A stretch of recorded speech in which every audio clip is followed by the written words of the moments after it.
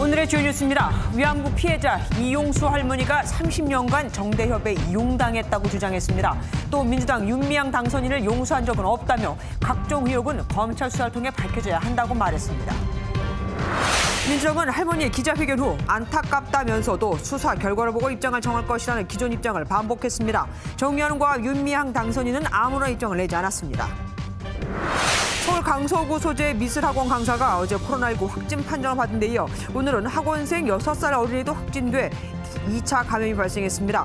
등교 개학을 이틀 앞둔 인근 초등학교 5곳과 유치원 10곳이 긴급 돌봄을 중단했습니다. 내일부터 마스크를 쓰지 않은 사람은 버스나 택시를 탈 수 없습니다. 모레부터는 항공편을 이용할 때도 국내선과 국제선 모두 마스크 착용이 의무화됩니다. 술에 취해 다른 손님을 폭행하고 소란을 피운 남성이 붙잡혔습니다. 시민의 안전을 지켜야 할 현지 경찰관이었고 경찰은 이 남성을 직위 해제했습니다. MBN 단독 보도합니다. 문재인 대통령이 청와대에서 국가재정전략회의를 주재하고 지금은 전시 재정이 필요한 때라며 3차 추경안 6월 처리에 국회 협조를 당부했습니다.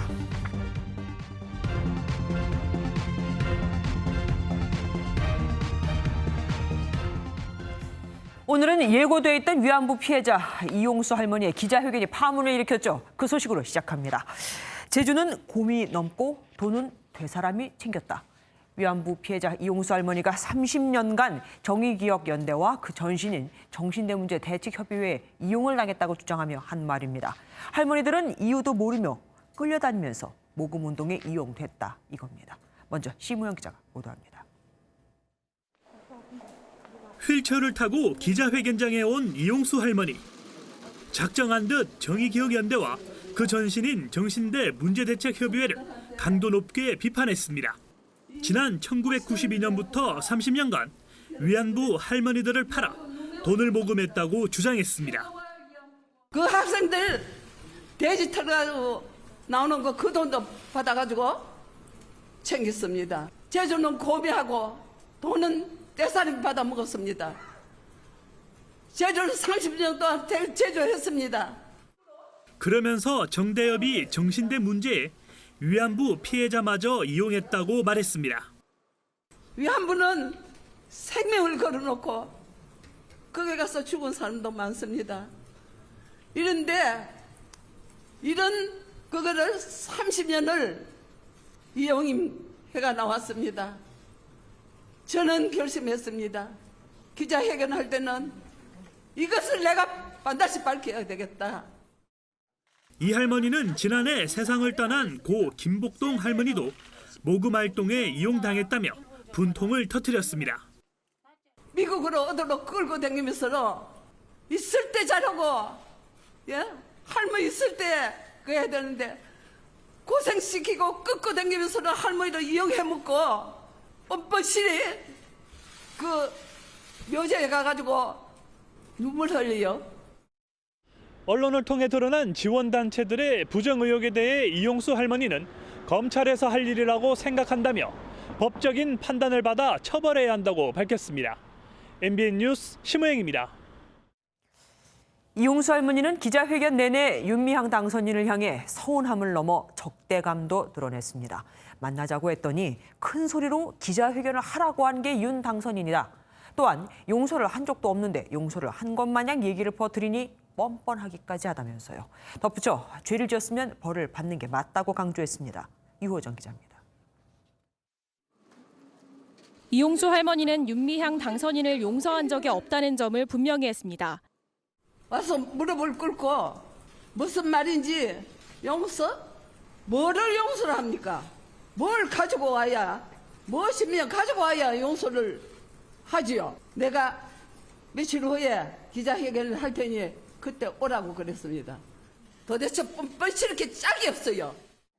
이유도 모른 채 모금 활동에 끌려다닌 지난 30년간 윤 당선인에게도 속았다는 입장입니다. 배가 고픈데 좀 맛있는 거 사두고 하니까 돈 없습니다. 돈을 그다가 그래도 모르고 쭉 30년을 해가지고 나왔습니다. 의원직 사퇴를 하든지 말든지 윤 당선인이 알아서 할 일이지만 또 자기가 사립사욕을 차려가지고 맘대로 또 국회의원 비리대표도 나갔습니다. 저한테 얘기도 없었고 하니까 자기 마음대로 하는 거니까. 국회의원에 나온 사람이 어떻게 그렇게 행동하는지 모르겠다고 지적하기도 했습니다. 미양 씨, 이러면 안 되지 않나? 한 번 오느라고. 안 그러면 그렇지 않으면 내가 기자회견 할란다. 아주 큰 소리로 당당하게 기자회견 하락해서. 마지막으로 이 할머니는 오늘 자리에 나오지 않은 윤 당선인을 향해 아직도 자기가 잘했다고 생각하는 것 같다며 그래서 죄를 지었으면 벌을 받아야 한다는 짧은 말을 전했습니다. MBN 뉴스 유호정입니다. 할머니는 1992년 이후 30년 가까이 지속된 집회 차원의 위안부 문제 해결 이 방식이 바뀌어야 한다고도 말씀하셨습니다. 또한 나라의 주인이 될 한일 양국의 학생들을 대상으로 올바른 역사 교육이 필요하다. 전 세계 학생들을 대상으로 공론장이 필요하다고도 강조했습니다. 신용식 기자가 보도합니다. 이용수 할머니는 위안부 문제를 해결하기 위해 기존 집회 형태의 운동 방식이 바뀌어야 한다고 설명했습니다. 대신 나라의 주인이 될 학생들을 중심으로 올바른 역사 교육이 필요하다고 강조했습니다. 위안부 문제를 한일 양국의 학생들이 제대로 배워야 세월이 지나도 일본의 사죄와 배상의 필요성을 알 수 있다는 겁니다. 일본과 한국 학생들로 서로 친하게 지내면서 올바른 역사를 공부를 해서 억울하고 누명선 우리 위안부 할머니 해결해 줄 사람은 우리 이 학생들. 나아가 한일뿐 아니라 전 세계 학생들을 대상으로 한 관련 교육시설 등 공론장이 필요하다고도 덧붙였습니다. 기자회견문을 통해 세계 청소년들이 체험할 수 있는 평화 인권 교육관 건립을 추진했으면 한다는 소망도 드러냈습니다. 할머니는 준비한 발언이 끝난 뒤에도 마지막 한마디로 후손들에 대한 올바른 역사 교육 필요성을 재차 당부하기로 했습니다. MBN 뉴스 신용식입니다. 이번 기자회견엔 너무 많은 취재진이 몰려 더 넓은 장소로 회견장을 2번이나 바꿔야 했습니다. 고령인 이용수 할머니는 약을 복용하거나 기침을 하긴 했지만 또렷하게 기자회견을 진행했고 중간중간 울분을 토해내기도 했습니다. 기자회견 모습 주진희 기자가 보도합니다. 기자회견장에 이용수 할머니가 휠체어를 타고 모습을 드러낸 것은 예정보다 30분 늦은 2시 반쯤이었습니다. 대구의 한 찻집에서 간소하게 하려 했던 기자회견에 취재진들이 모이면서 더 넓은 장소로 2번이나 회견장을 옮겼기 때문입니다. 너무너무 여러분들이 오셨는데 그 장소가 너무 좁습니다. 제가 이 장소를 바꿨습니다. 부축을 받으며 자리에 앉은 이용수 할머니는 먼저 약을 챙겨 드시고는 차분한 모습으로 기자회견을 시작했습니다. 하지만 중간중간 감정을 억제하지 못해 울분을 토하셨고 이 억울하고 누명선 우리 위안부 할머니 기침으로 말을 중단하시기도 하고 눈물을 보이기도 했습니다. 기자회견장은 바닥에 앉다 못해 문 밖에서 서성이는 취재진들로 꽉 들어찼고 밖에서는 일부 보수단체 회원들이 모여들었습니다. 할머니 못 지켜드려 죄송합니다. 하지만 윤미향 당선인은 끝끝내 모습을 드러내지 않았습니다. MBN 뉴스 주유진입니다. 할머니의 기자회견을 지켜본 더불어민주당은 뭐라고 했을까요?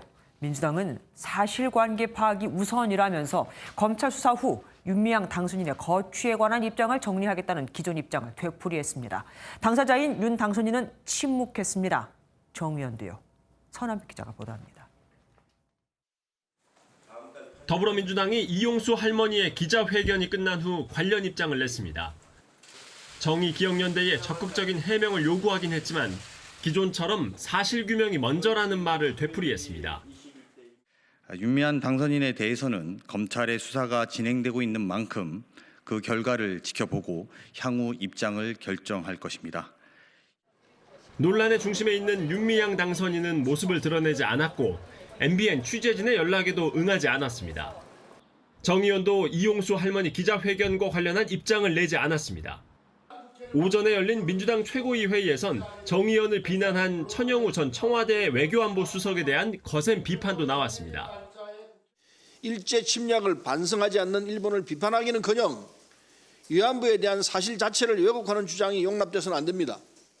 위안부 문제를 해결하기 위해 노력해온 정의연의 노력을 싸잡아 매도하려는 구구 세력의 반역사적, 반인륜적 작태는 즉각 중단되어야 합니다. 앞서 천 전 수석은 일본 요미우리 신문과의 인터뷰에서 청와대 근무 당시 정의연과 접촉한 내용을 공개하며 정의연에 대해 자신의 이익을 추구하는 단체라고 비판한 바 있습니다. MBN 뉴스 서남비입니다. 미래통합당은 윤미향 TF를 공식 출범하며 공세 수위를 높였습니다. 국민의당도 고 노무현 전 대통령이었다면 부끄러운 줄 알아야 한다고 일갈했을 것이라며 비판했습니다. 최형규 기자입니다. 미래통합당은 위안부 할머니들을 팔아먹었다는 이용수 할머니의 절규에 분노하지 않을 수 없다며 위안부 할머니 피해 진상규명 TF를 출범했습니다. 윤미향 당선인 관련 의혹들을 낱낱이 파헤치겠다고 한 통합당은 윤 당선인의 의원직 사퇴와 함께 정의연 운영진의 사퇴도 요구했습니다. 정대협과 정의연 방침에 반대한 할머니들을 기린비에서조차 배제하고 자신들의 존립과 사리 사용만 꾀한 두 단체 운영진들이 모두 사퇴해야 합니다. 또 정의연의 회계 부실과 윤 당선인의 부동산 구매 자금 출처 의혹에 대해서도 검찰이 철저하게 수사해야 한다고 목소리를 높였습니다. 국민의당도 여당이 고 노무현 전 대통령 정신의 계승자를 자처한다면 윤 당선인 문제를 빨리 정리해야 한다며 쓴소리를 날렸습니다. 그분이 살아계셨다면 지난해 조국 사태와 지금의 윤미향 씨 사태에 어떻게 대응하셨을까요? 아마도 부끄러운 줄 알아야지라며 일갈하시지 않았을까요? 야당이 국정조사 추진을 언급하며 여당을 계속 압박하면서 윤 당선인의 거취를 둘러싼 여야 대치는 한동안 계속될 전망입니다. MBN 뉴스 최영규입니다. 이용수 할머니는 오늘 기자회견에서 많은 얘기를 하셨죠. 리포트에서 못다한 이야기 나눠보도록 하겠습니다. 사회부 민지숙 기자 나와 있습니다. 어서 오십시오. 오늘 할머니 기자회견을 본 분들이라면 윤미향 당선인이 언급했던 할머니 기억이 왜곡됐다 이런 얘기를 아예 꺼내지도 못할 것 같습니다. 굉장히 또랑또랑하게 말씀을 잘하셨잖아요. 할머니가 오늘 초반에 공장에 다녀온 할머니와 위안부 피해자는 다르다. 이 얘기에 시간을 굉장히 많이 할애하셨습니다. 이유가 뭘까요? 네, 이용수 할머니는 오늘 윤미향 당선인이나 정의연 관련 의혹보다도 먼저 이 부분을 지적했는데요. 네. 한번 들어보시죠. 공자 갔다 온 할머니들 하는 거는 정신대가 할 수 있습니다. 하지만은 공자 갔다 온 할머니하고 위안부 아주 더럽고 듣기 싫은 위안부하고는 많이 다릅니다. 네, 먼저 정신대와 위안부, 일본에 강제 동원된 여성 피해자를 부르는 이 두 가지 용어가 오랫동안 구분 없이 쓰였다는 점을 이해해야 합니다. 네. 아시다시피 이용수 할머니처럼 일본군에 의해 성적으로 착취당한 여성들은 위안부 피해자로 불립니다. 하지만 정신대, 공식 명칭은 근로정신대인데요. 네. 1944년 일본의 여성 정신 근로령에 의해 동원된 이들은 성적인 착취가 아닌 군수공장에 끌려가 노동을 한 분들입니다. 네. 일본군에 의해 강제적으로 동원된 여성이란 점에선 위안부와 같지만 피해 사실에 따라 구분이 되는 거죠. 네. 네, 이용수 할머니는 애초에 정대협은 이 근로정신대 할머니를 위해 만들어진 단체인데 정작 정신대 할머니보다 위안부 할머니들을 앞세워 이용했다고 주장하고 있습니다. 그러니까 정신대 문제에 위안부 할머니들을 동원해왔다 이거군요. 아무래도 더 몹쓸 짓을 당하셨고 그래서 더 사람들이 가슴 아프게 볼 테니까 그랬단 얘기일까요? 네, 그런 취지인데요. 정의연의 전신인 정대협의 공식 명칭은 한국정신대 문제대책협의회입니다. 네. 이 이름에서 알 수 있듯이 본래 활동 취지는 근로정신대 피해 여성들을 지원하는 단체였습니다. 하지만 1991년에 김학순 할머니가 최초로 위안부 문제를 폭로하면서 자연스럽게 정신대보다 위안부 문제가 주목을 받게 됐는데요. 네. 이후 정대협은 2015년 한일 합의 무효화를 촉구하기 위해 2016년에 만들어진 정의기억연대와 2018년에 통합돼 지금의 정의연이 됐습니다.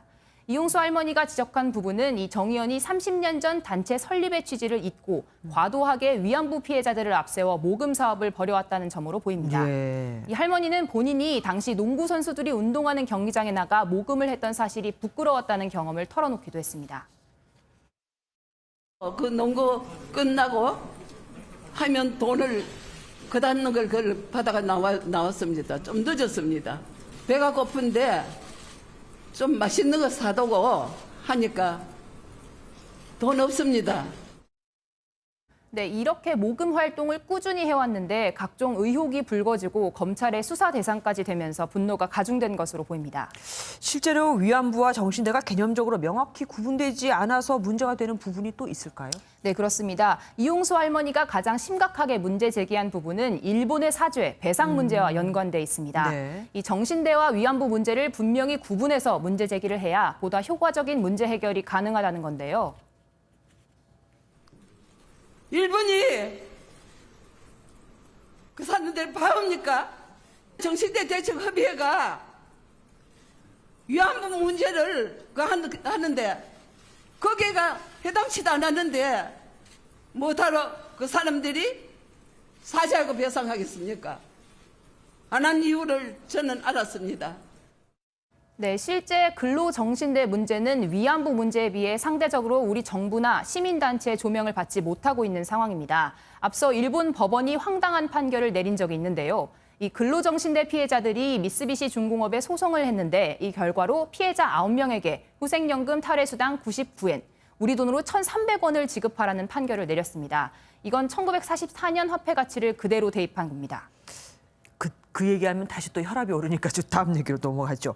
할머니가 당신께서 위안부 피해를 당했던 그 내용에 대해서도 언급을 하셨었죠, 오늘? 네, 그렇습니다. 이용수 할머니는 92이라는 나이가 믿기지 않을 만큼 또렷하게 과거를 기억하고 계셨는데요.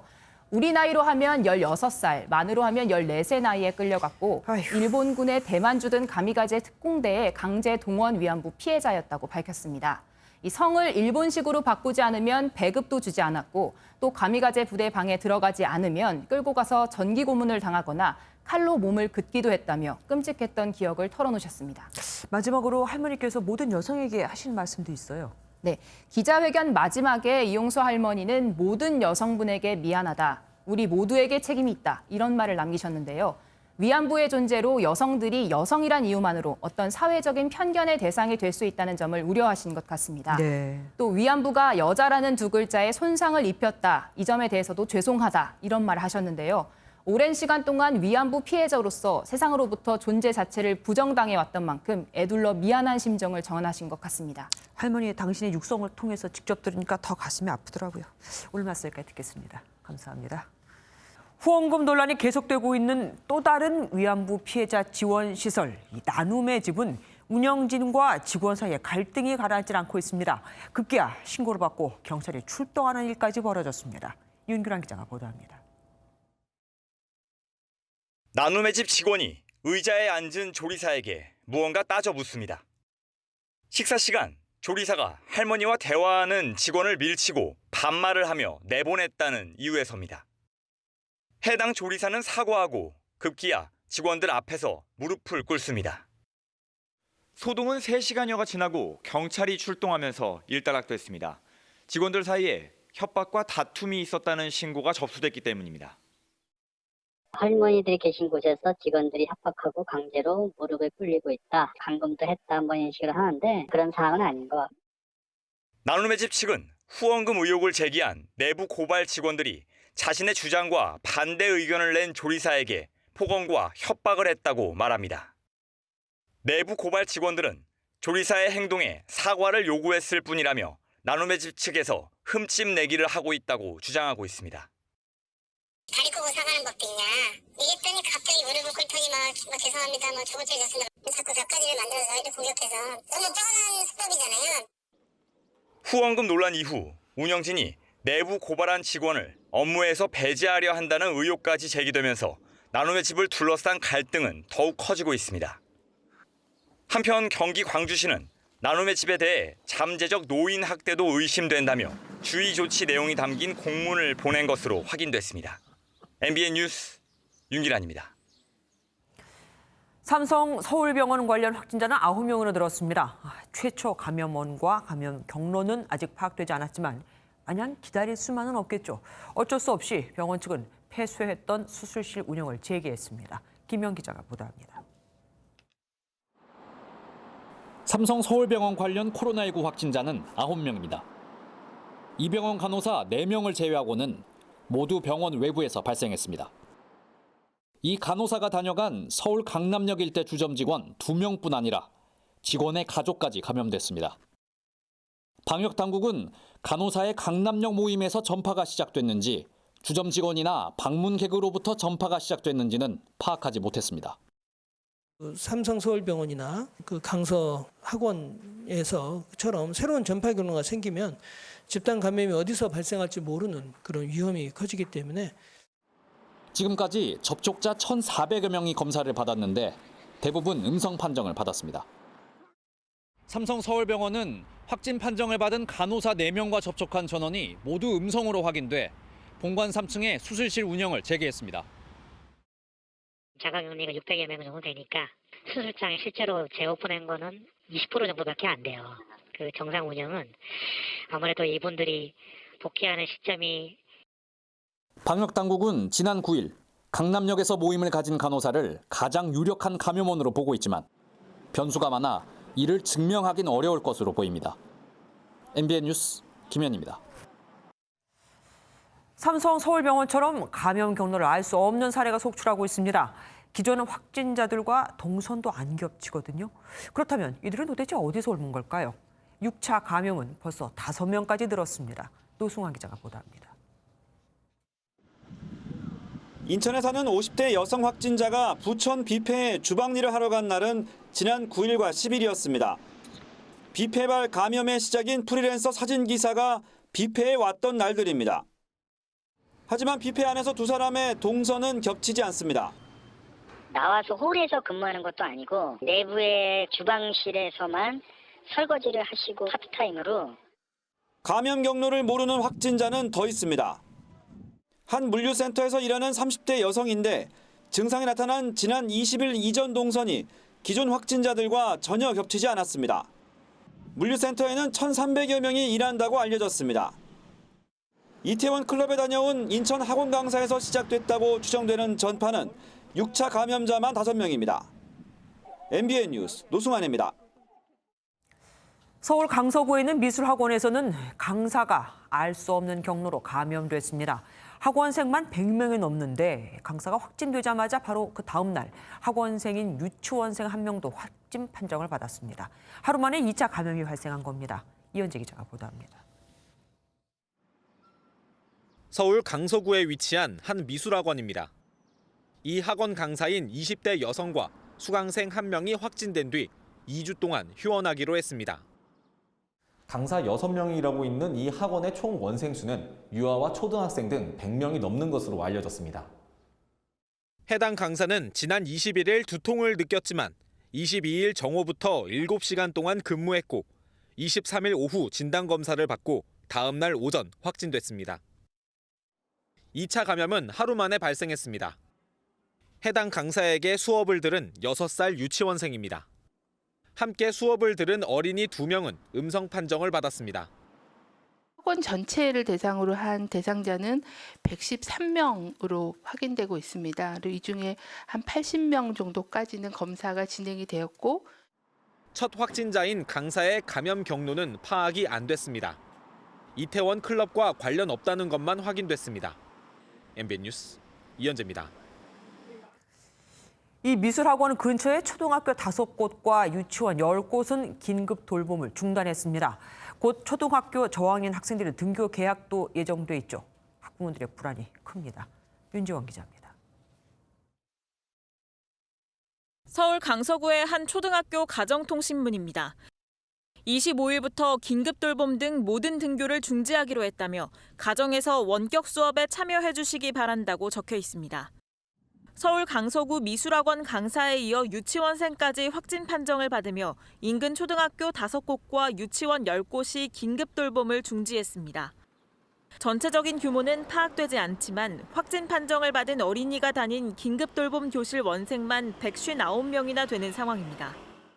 뿐만 아니라 27일로 예정된 유치원생과 초등학교 1, 2학년에 대한 등교 개학 여부도 불투명해졌습니다. 교육청 관계자는 내일 오전까지 의심자들에 대한 검체 검사 결과가 나온다며 이를 보고 원격 수업을 할지 등교 수업을 할지 정할 것이라고 밝혔습니다. 하지만 갑작스러운 확진자 발생에 인근 초등학교 학부모들은 불안감을 드러내고 있습니다. 극단적으로 또 안 보내기도 그렇고 해서 일단은 보내는 걸로. 물론 걱정은 많이 되죠. 서로 이제 또 어울려서만 노니까 방역도 유지가 될지도 그것도 의식하고. 앞서 등교 개학 시기를 미뤄달라는 청원이 20만 명을 넘긴 가운데 등교 개학이 정상적으로 진행될 수 있을지 관심입니다. MBN 뉴스 윤지원입니다. 닷새 전 전도사가 처음 확진된 이후 7명에 감염된 서울 양천구 은혜교회. 그런데 이 교회를 다녀간 경기 의정부시의 교회 목사도 확진 판정을 받았습니다. 문제는 이분이 경북 상주까지 가서 선교를 하며 60여 명과 접촉을 했다는 겁니다. 권영범 기자가 보도합니다. 경기 의정부시의 한 교회입니다. 이 교회 목사인 50대 여성이 코로나19 확진 판정을 받았습니다. 확진자가 나온 교회 입구입니다. 이 건물 1층엔 식당도 있는데요. 보건당국은 이 교회에 대해 방역 작업을 벌인 뒤 폐쇄 조치했습니다. 해당 목사는 지난 15일 서울 양천구 은혜교회에 다녀온 사실이 확인됐습니다. 원어 성경 연구회 모임에 참석하여 자가 격리 중에 확진되었으며 참석자 대상 검사 결과를 통해서 확진 판정을 받았습니다. 목사는 신도가 2명이고 15일 이후 예배를 드리지 않았다고 진술했습니다. 그분이 지금 인적사항이 안 나와서 교회와 관련해서는 좀 계속 파악 좀 하고 있습니다. 확진 이틀 전엔 경북 상주시에서 60여 명이 참석한 가운데 선교 활동을 했습니다. 보건당국은 목사의 남편 등 접촉자 22명을 자가격리시킨 뒤 동선 파악에 나섰습니다. MBN 뉴스 권용범입니다. 내일부터는 마스크를 쓰지 않으면 택시와 버스를 아예 못 탑니다. 모레부터는 항공편도 그렇죠. 운전자는 얼마든지 승차를, 탑승을 거부할 수 있습니다. 이수아 기자가 보도합니다. 정부가 마스크를 착용하지 않은 승객은 버스나 택시기사가 승차를 거부하도록 했습니다.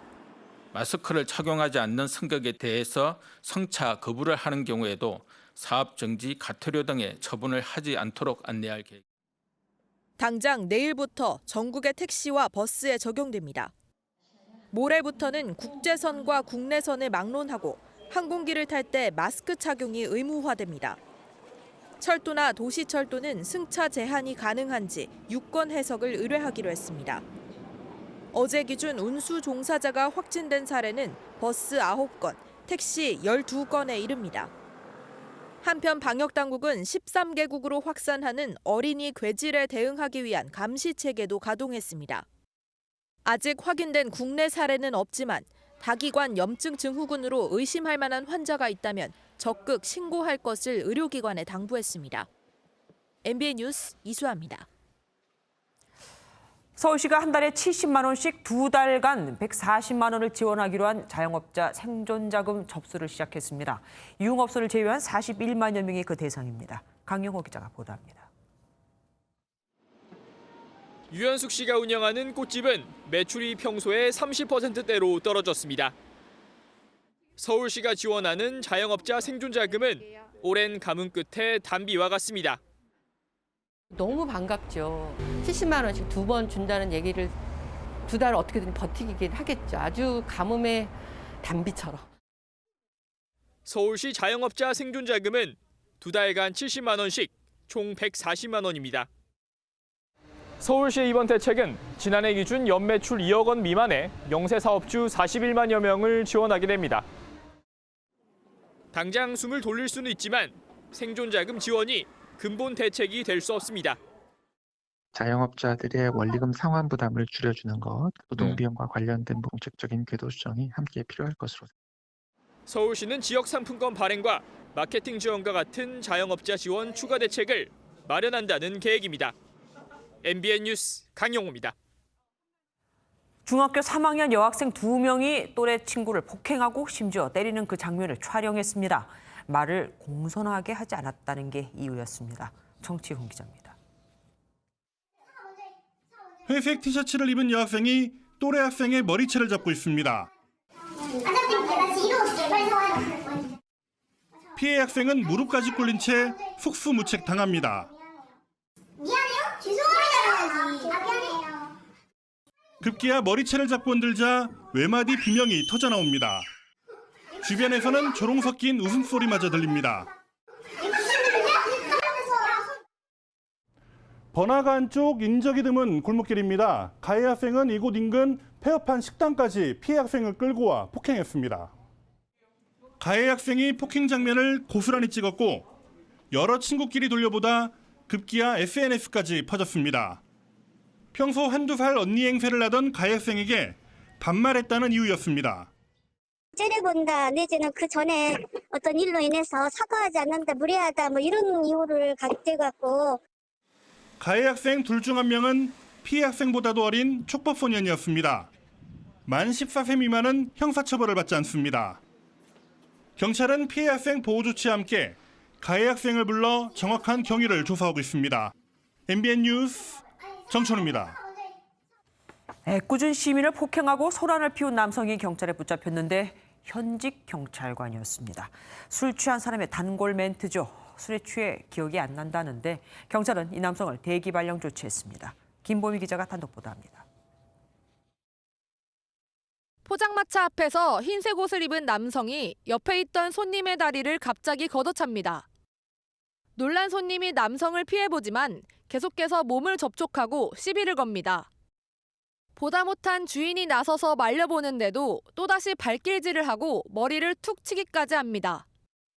술에 취한 남성이 한 시민에게 시비를 걸고 폭행하는 장면입니다. 나한테 행사 나는 이 사람이 왔어. 나한테 묻는데 또 이 사람한테 이제 시비가 걸리는 거야. 가지 않고 괴롭히니까. 사건 현장입니다. 남성은 30분가량 이곳에서 소란을 피웠고 결국 시민의 신고로 경찰에 붙잡혔습니다. 그런데 알고 보니 이 남성은 현직 경찰관이었습니다. 경찰 조사에서 스스로 신분을 밝힌 건데 서울의 한 지구대 소속 순찰팀장으로 확인됐습니다. 해당 경찰은 술에 취해 기억이 안 난다며 반성하고 있다고 말한 것으로 알려졌습니다. 해당 경찰관을 폭행 혐의로 입건하고 대기 발령한 경찰은 수사 결과에 따라 엄정 조치하겠다고 밝혔습니다. MBN 뉴스 김봄입니다. 춘천에서 보석의 도시로 유명한 전북 익산까지 내려와 1억 원 이상의 귀금속을 훔친 남성이 붙잡혔습니다. 못 잡고 있었는데 재난지원금을 타려고 면사무소에 왔을 때 검거를 했다고 합니다. 강세훈 기자가 보도합니다. 차 한 대가 어디론가 들어갑니다. 잠시 후 모자 쓴 남성이 나타나 주변을 기웃거리더니 가방에 무언가를 담아 사라집니다. 남성이 다녀간 곳은 전북 익산의 귀금속 제조 판매센터. 판매점 두 곳이 털렸습니다. 손님 구경하기 힘들게 됐어요. 그런 상황에서 도난도 당하고 그러니까 속이 상하고. 남성이 훔친 귀금속은 1억 3천만 원어치가 넘습니다. 사전에 현장 답사를 하는 등 범행도 치밀했습니다. 귀금속을 도난당한 곳입니다. 피의자는 귀금속 단지 내 판매점 10여 곳 중 방범 셔터가 없는 곳만 골라 범행을 저질렀습니다. 남성은 범행 후 종족을 감췄다가 보름 만에 붙잡혔습니다. 재난지원금을 수령할 것으로 저희들이 예상을 하고 면사무소에서 잠복근무 중 검거를 하였습니다. 피의자는 경찰 조사에서 익산이 보석의 도시로 유명해 범행 대상으로 정했다고 했습니다. 경찰은 50대 피의자를 구속하고 여죄를 추궁하고 있습니다. MBN 뉴스 강세훈입니다. 충남 태안 바닷가에서 발견된 의문의 보트는 서해 경계를 뚫고 중국에서 넘어온 것으로 추정됩니다. 중국어가 쓰여 있는 구명조끼와 낚싯대 등이 발견됐거든요. 우리 군은 대공 혐의점이 낮아 보인다고 했지만 주민들은 미리국이든 북한에서 내려온 배든 해군이나 해경이 몰랐다는 게 더 불안하다고 말합니다. 작년엔 삼척에 북한 어선이 온 것도 우리 군이 몰랐었죠. 김영현 기자가 보도합니다. 소형 크레인이 1.5톤급 소형 보트 한 척을 끌어올립니다. 길이 4m, 6명까지 탈 수 있는 레저용 보트로 일본산 엔진이 달려 있습니다. 보트는 감식을 위해 해경 전용 부두로 옮겨졌습니다. 해경은 해당 보트가 이 바다 건너편에 있는 중국에서 왔을 가능성이 큰 것으로 보고 수사를 진행하고 있습니다. 원래 배 내린 데는 여기가 아니고 저쪽이었거든요. 앞에. 이쪽으로 떠밀려간 것 같아요. 발견 당시 보트에는 중국산 물품과 옷가지, 낚시 도구 등이 널려 있었습니다. 태안반도와 중국 산둥반도의 직선거리는 최대 350km. 여유 기름을 싣고 오면 미립국도 가능한 거리입니다. 보트에는 원거리 통신 장비나 항해 장비가 없어 대공 혐의점은 없는 것으로 확인됐습니다. 해경은 군 당국과 함께 마을 초입로 CCTV에 포착된 6명의 남성을 추적하고 있지만 행방은 여전히 묘연한 상태입니다. 10개 팀 61명이 지금 전담팀을 꾸려서 지금 계속 CCTV 분석과 목격자 탐문을 계속하고 있습니다. 해경은 인터폴을 통해 공조 수사를 요청했습니다. MBN 뉴스 김영현입니다. 한명숙 전 국무총리에게 돈을 준 적이 없다는 고 한만호 씨의 진술 번복을 거짓으로 몰기 위해 검찰이 동료 수감자들을 회유해 진술 연습을 시켰다는 주장이 제기됐습니다. 당시 수사팀은 명백한 허위 주장이라며 강하게 반발하고 있습니다. 송기준 기자가 보도합니다. 한명숙 전 국무총리의 정치자금법 위반 1심 재판에서 고 한만호 씨는 한 전 총리에게 뇌물을 줬다는 검찰 진술을 뒤집었습니다. 그러자 검찰은 동료 수감자 2명을 증인으로 불렀고 이들은 당시 고인이 돈을 준 것은 사실이지만 내게 혜택이 없으니 진술을 번복해야겠다고 고민했다는 취지의 증언을 했습니다. 하지만 수감자들의 증언이 조작됐다는 의혹이 추가로 제기됐습니다. 또 다른 동료 수감자였던 한모 씨는 뉴스타파와의 인터뷰에서 검찰이 진술 번복을 거짓으로 몰려고 진술을 조작했다고 주장했습니다. 또 자신이 협조를 거부하자 검찰이 아들을 별건으로 소환하는 등 협박했지만 끝내 증언대에 오르는 걸 거부했다고도 설명했습니다. 9억 원의 자금을 3번에 걸쳐서 조성을 했습니다. 라고만 진술을 했고 그 후로부터 만들어진 스토리는 검찰과 저희가 만들어진 시나리오예요. 하지만 당시 수사팀은 입장문을 통해 명백한 허위 주장이라며 강하게 반발했습니다. 고인이 동료들에게 검찰 진술을 번복하겠다는 말을 했다는 소문이 퍼져 이를 확인하기 위한 정당한 수사였다고 설명했습니다. 또 한 씨가 징역 20년형을 선고받았고 당시에도 그 진술이 과장되고 황당해서 도저히 신뢰할 수 없는 사람으로 판단하고 증인 신청도 하지 않은 사람이라고 덧붙였습니다. MBN 뉴스 송기준입니다.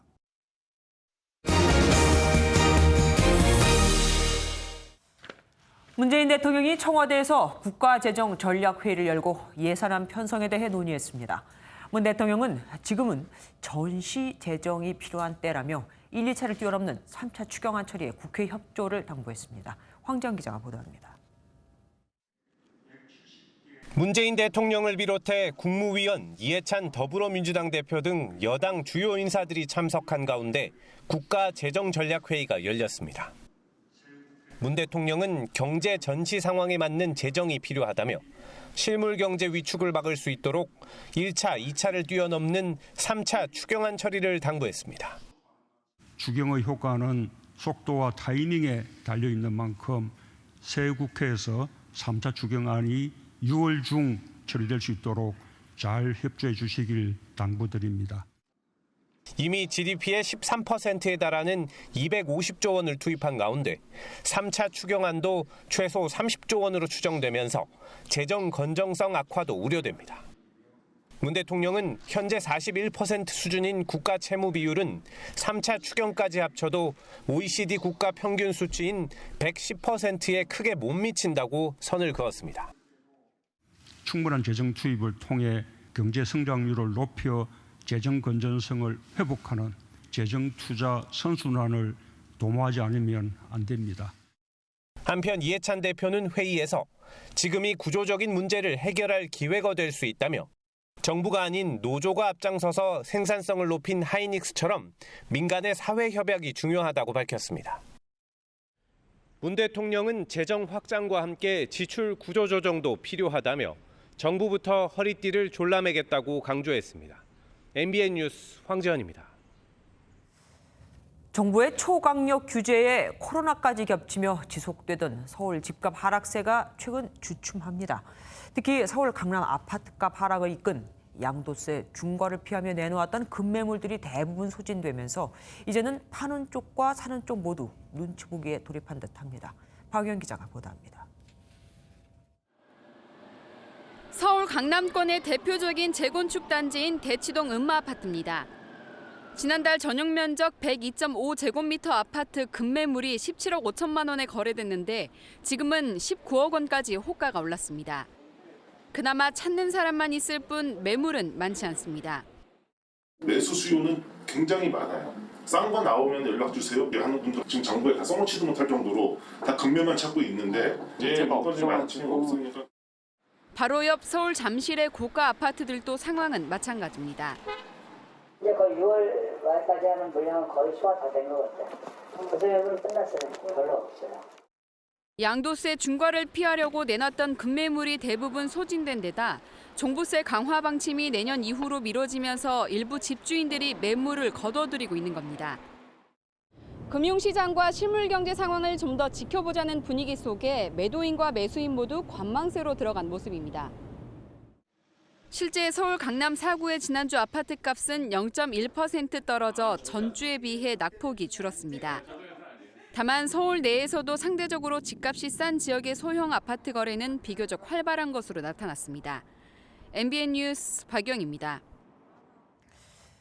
음료를 사면 사은품으로 주는 가방을 받으려고 300잔의 커피를 주문하고는 가방만 가져간 사람이 있습니다. 인기 색상 가방은 구하기도 힘들고 가방에 웃돈을 주고 파는 일까지 극성인데 어쨌든 업체 측은 노이즈 마케팅이라도 성공한 듯하죠. 서영수 기자입니다. 서울의 한 스타벅스 매장. 직원이 손님에게 핑크색 상자를 건넵니다. 스타벅스에서 음료를 주문하면 여름 행사 증정품으로 주는 여행용 가방입니다. 17살 다 구매해야죠. 네, 맞아요. 저도 어제 많이 돌아다니는데 그림밖에 거의 없어서. 음료 17잔을 주문해야 받을 수 있는데 이벤트 시작 일주일도 되지 않아 상당수 매장에서 품절됐을 정도로 인기입니다. 네, 다 나갔어요. 지금은 재고 구매나 이런 거가 전혀 안 되고요. 시작한 지 얼마 안 되고요. 핑크는 진짜 많이 갔거든요. 그래서 1차로 그런 물량을 다 보고 싶고. 물건을 구하기 어렵다 보니 온라인에서는 10만 원 가까운 금액에 팔리기도 합니다. 일부 매장에서는 증정품을 확보하기 위해 대량으로 수백 잔의 커피를 사고 가방만 챙기는 소비자까지 등장했습니다. 전문가들은 스타벅스의 마케팅이 소비 심리를 지나치게 자극해 발생한 현상이라는 지적입니다. 소비자의 합리적 선택을 이 사은품에 의해서 좌지우지하니까 이게 이제 바람직한 기업 활동이라고 보기가 어려워요. 네. 스타벅스 측은 이벤트 초기 참여 열기가 과열돼 나타난 현상이라며 증정품 물량이 충분히 확보돼 있기 때문에 웃돈을 주고 구매할 필요가 없다고 밝혔습니다. MBN 뉴스 서영수입니다. 나이 드신 부모님들의 취미 활동으로만 여겨졌던 집안에서 식물 키우기, 홈 가드닝이 요새 집콕족들에게 인기입니다. 코로나19로 집에 있는 시간이 길어지면서 관심이 생긴 건데 코로나 우울증도 예방해주고 직접 키워 먹기도 하니 장점이 많다고 합니다. 길기범 기자입니다. 꽃집에서 사온 식물을 화분에 옮겨 담고 흙을 채워주자 근사한 화분이 만들어집니다. 박소연 씨는 코로나19로 집에 머무는 시간이 많아지면서 홈가드닝을 시작했는데 갑갑함도 풀리고 집안 분위기도 화사해져 매력에 푹 빠졌습니다. 식물을 보면 훨씬 마음도 편안하고 공기 정화도 되고 시각적으로도 푸르르니까 스트레스 해소에 도움이 많이 되는 거예요. 실제 코로나로 사회적 거리두기가 본격화된 3월 이후 화분과 모종 판매량이 급증하고 있습니다. 마음의 안정뿐 아니라 상추와 치커리 등 각종 친환경 채소도 직접 길러 먹을 수 있어 알뜰족에게도 인기입니다. 미용이나 건강, 아이를 위한 채소 등 다양한 모종도 고객이 스스로 선택해서 먹을 수 있는 장. 코로나 우울증 예방에도 효과가 있는 것으로 알려지면서 지자체까지 나서 홈가드닝을 독려하기도 합니다. 반려 식물이라는 그런 부분에 대해서 관심이 있어서 일상 속에서 우리가 식물을 통해서 힐링하는 그런 프로그램의 시리즈를 개발하게 됐습니다. 이제는 반려동물 대신 반려식물이라는 말까지 나올 정도로 팔방미인 홈가드닝이 주목받고 있습니다. MBN 뉴스 길기범입니다. 하늘이 중국 공산당을 멸할 것이다. 천멸중공이라는 팻말이 어제 홍콩 시위에 또 등장했습니다. 중국이 홍콩 국가보안법 제정을 추진하자 또다시 대규모 반중 시위가 열린 건데 이번에도 물대포와 최루탄이 등장했고 시민 200여 명이 체포됐습니다. 김희경 기자입니다. 홍콩 시내에 또다시 물대포가 등장했습니다. 최루가스가 진동하는 가운데 방독 마스크를 쓴 경찰들이 시위 진압에 나섭니다. 경찰들은 한 시위자를 바닥에 눕혀 제압하기도 합니다. 중국이 추진하는 국가보안법 제정에 반대하는 홍콩 시민 수천 명이 거리로 나온 겁니다. 지난 22일 중국 전국인민대표대회에서 처음 공식 거론된 홍콩 국가보안법의 골자는 국가 분열과 정권 전복 시도, 외국 세력의 홍콩 내정 개입에 대해 무거운 처벌을 하는 겁니다. 홍콩의 반중 인사를 처벌하는 근거가 되는 동시에 홍콩 민주화 운동 뒤에 미국이 있다고 의심하는 중국이 미국을 염두에 둔 법이라고도 볼 수 있습니다. 중국 전인대에서는 홍콩 법원에 국가보안법 전문 법정을 설치하는 방안까지 논의되고 있습니다. 미국은 즉각 법 제정 추진을 중단하라며 압박을 이어갔습니다. Unable to certify that Hong Kong maintains a high degree of autonomy, and if that happens, there will be sanctions that will be imposed on Hong Kong and China. 오브라이언 보좌관은 제재가 가해지면 홍콩의 세계 금융 중심지로서의 지위가 위협받을 수 있다고 경고했습니다. 앞서 왕이 중국 국무위원 겸 외교부장은 홍콩 문제는 중국 내정으로 어떤 외부 개입도 용납할 수 없다며 강행 의지를 밝힌 바 있어 긴장은 더 고조되고 있습니다. MBN 뉴스 김희경입니다. 핵전쟁 억제력을 강조하는 북한에 미국이 경제 발전을 원하면 핵 프로그램을 포기해야 할 것이라고 경고했습니다. 통일부는 북한이 기존 입장을 재확인한 수준이라며 예정대로 DMZ, 유네스코 세계유산 등재를 추진하기로 했습니다. 배준우 기자입니다. 22일 만에 등장한 김정은 북한 국무위원장이 중앙군사위에서 핵전쟁 억제력 강화를 외치자 미국이 곧바로 경고장을 날렸습니다.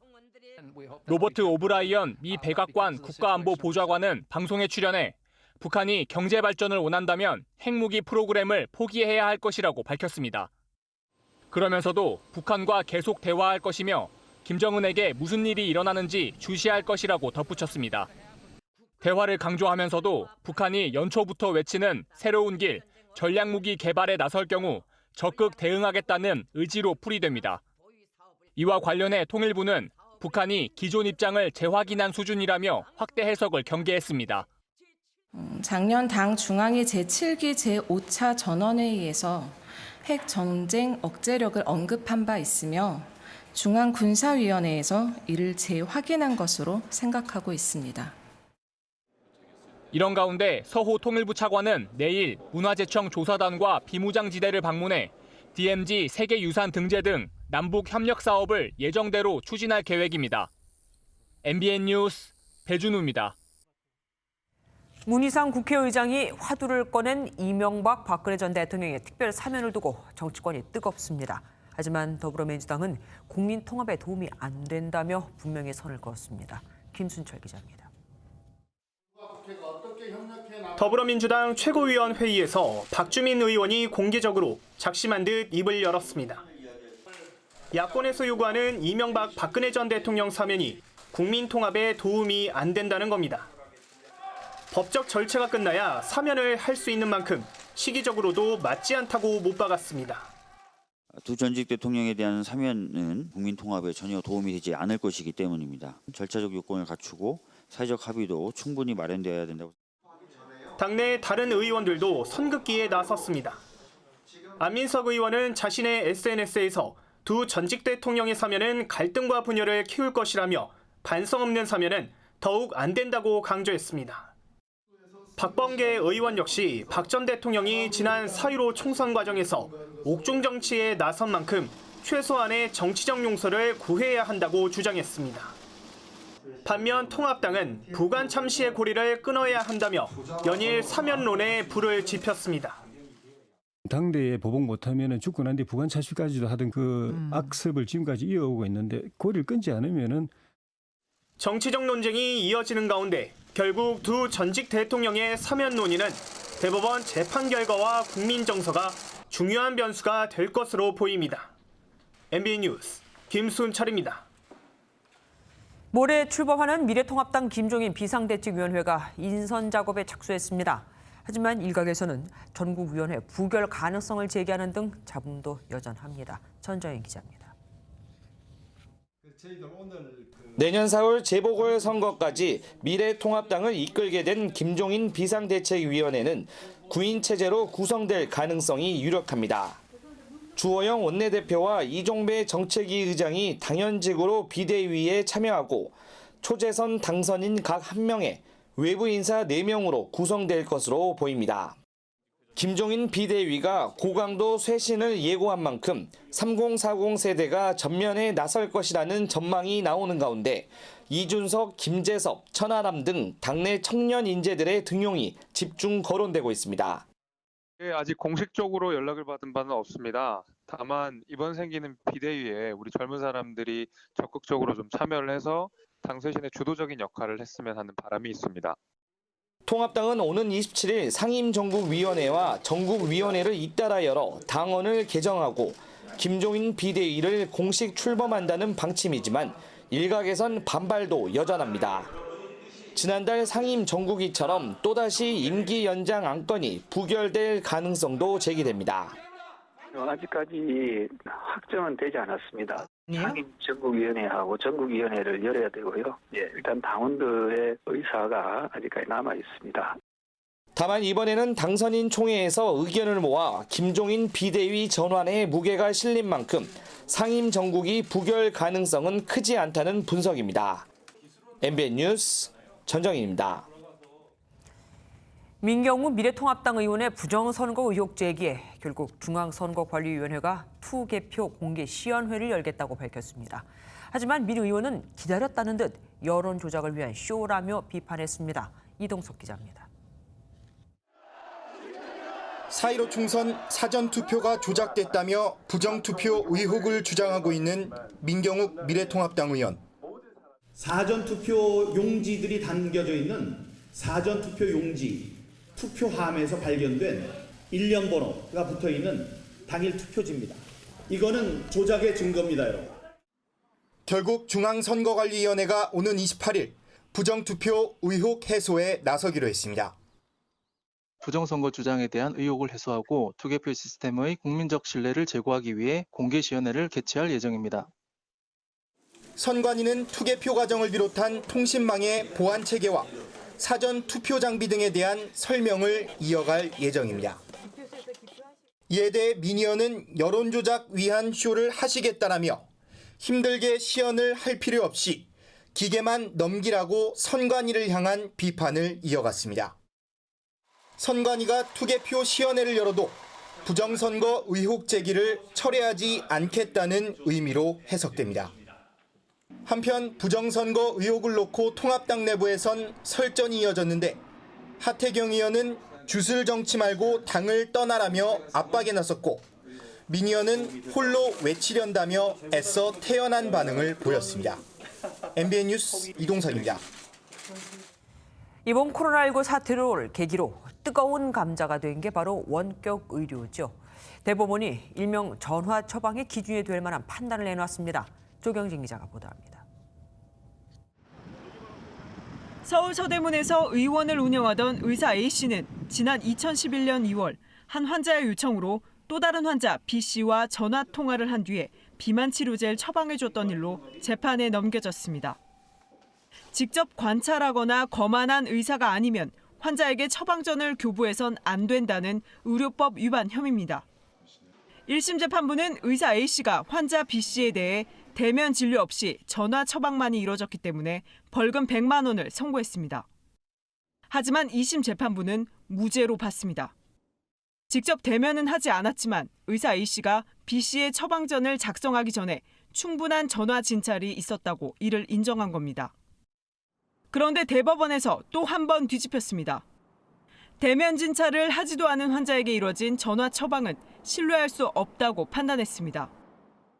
의사의 진찰이 전화 통화만으로 이루어지는 경우에는 최소한 그 이전에 의사가 환자를 대면하고 진찰하여 환자의 상태나 특성에 대해서 이미 알고 있다는 것이 전제되어야 한다는 것입니다. 대법원은 의사의 전화 진료를 무죄로 본 원심을 깨고 사건을 유죄 취지로 다시 되돌려보냈습니다. MBN 뉴스 조경진입니다.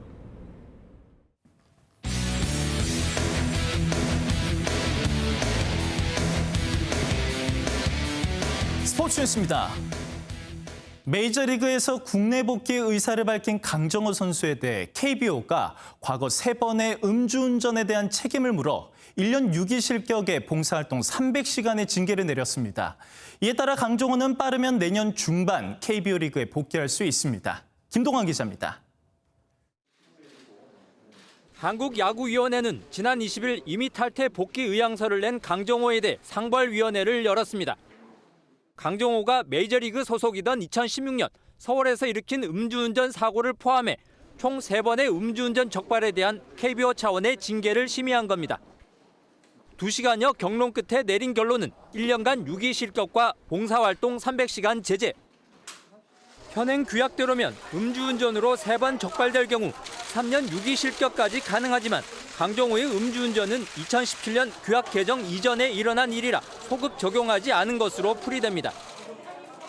이에 따라 강정호는 KBO 구단과 계약 후 1년 동안 경기 출전은 물론 훈련 등 모든 참가 활동을 할 수 없지만 봉사활동 300시간을 채우면 내년 6월부터 KBO 리그에서 뛸 수 있습니다. 강정호는 선처를 호소하려고 법률 대리인을 통해 소명서와 반성문을 상벌위원회에 제출했습니다. 지금 잘못한 부분에 대해서 최대한 반성하고 사죄 팬들이나 국민들께 사죄의 말씀을 드리고 앞으로 그동안 계속 해왔던 그런 사회공헌 활동이나 이런 부분들을 계속해서 하겠다. 상벌위 결과가 나온 후에는 야구를 한 번만 더 하고 싶고 죽는 날까지 속죄하고 살겠다며 복귀 열망을 담은 사과문을 발표했습니다. 강정호는 조만간 미국에서 돌아와 국내 보류권을 가진 키움과 계약 협상에 들어갈 전망입니다. MBN 뉴스 김동환입니다.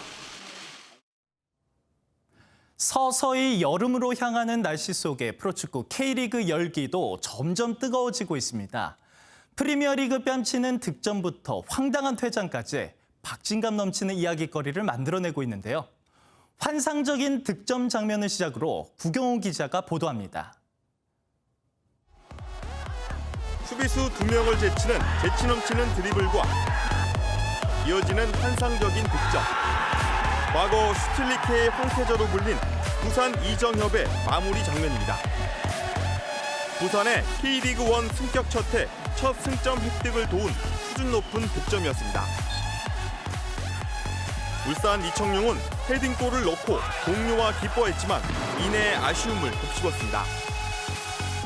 비디오 판독 VAR 결과 미세한 차이로 옵사이드. 11년 만에 K리그 복귀골은 다음으로 미뤄졌습니다.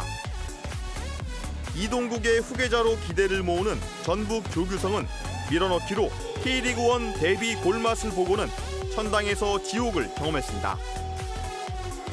2대 0으로 앞선 후반 추가 시간 상대 유니폼을 잡아당겨 경고를 받더니 1분도 지나지 않아 과격한 태클로 또다시 경고를 받아 결국 퇴장, 미숙함을 드러냈습니다. 광주 김효기는 상주 골키퍼 황병근의 무릎에 부딪혀 정신을 잃었지만 심판과 동료의 발빠른 대처 덕분에 안정을 찾고 있습니다.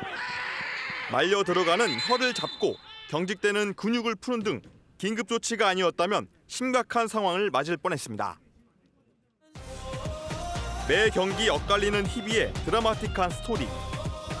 팬들의 발길을 기다리는 K리그가 예열을 단단히 하고 있습니다. MBN 뉴스 구경호입니다.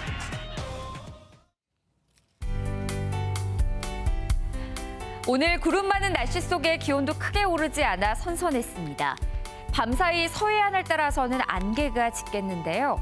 가시거리가 50m에 불과한 곳도 있을 것으로 보여 더욱 주의가 필요하겠습니다. 내일 오후부터는 곳곳에 비 예보도 나와 있습니다. 내일 오후부터 밤사이 중부와 전북 북부, 경북 북부를 따라서는 5에서 20mm 안팎의 비가 내리겠는데요. 비가 오는 동안 경기 북부와 강원 영서, 충북 북부를 따라서는 천둥과 번개가 치는 곳도 있겠습니다. 대기가 불안정해 지역별로 강수량의 편차도 크겠습니다. 내일 중부지방 낮까지 맑다가 차차 흐려지겠습니다. 남부지방 낮 기온 오늘보다 높겠는데요. 광주의 낮 최고 기온 25도, 대구는 28도까지 올라 다소 덥겠습니다. 동해안 지역은 오후부터 비가 내리겠고 강릉의 한낮 기온은 23도에 머물겠습니다. 내일 밤 비가 지난 뒤 주말까지는 대체로 대부분 지역에서 맑은 날씨를 보이겠습니다. 날씨였습니다. MBN 선정한 이 한 장의 사진입니다. 일본에서 코로나19 확진자가 미국보다 적은 이유는 침이 덜 튀는 일본어 발음 때문이다. 일본의 한 방송사가 실험까지 해봤다며 내놓은 주장입니다. 이 방송 이후 영어로 펜을 발음할 때 지구가 폭발하는 영상까지 등장하는 등 일본 내에서는 물론 해외에서도 조롱이 이어지고 있습니다. 섣부름 애국심이 웃음거리가 된 거죠. MBN 종합뉴스 여기서 마치겠습니다. 함께해 주신 여러분 고맙습니다.